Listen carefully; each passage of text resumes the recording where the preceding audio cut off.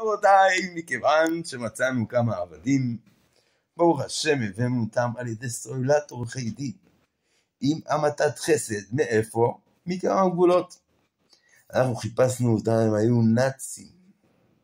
כמובן הבאנו אותם עם חוזה, שהוא צריך להיות עבד,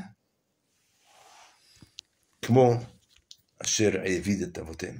כמובן רב עם הפקח, בחוזה רשום, אם הוא רב עם הפקח, הוא צריך להסתדר איתו, אם הוא צריך לצאת מהארץ, הוא צריך לצאת מהארץ, ויריב עם הפקח, ויהרוג אותו.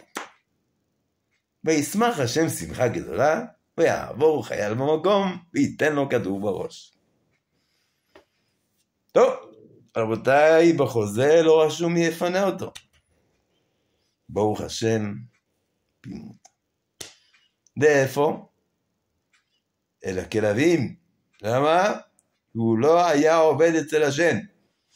אז מי שיעבוד את השם, סופו של עניין יקבל שכר. מי שלא יעבוד את השם, סופו של עניין יקבל בומבה. כאן אנחנו הרשות ההנדסה. תודה רבה.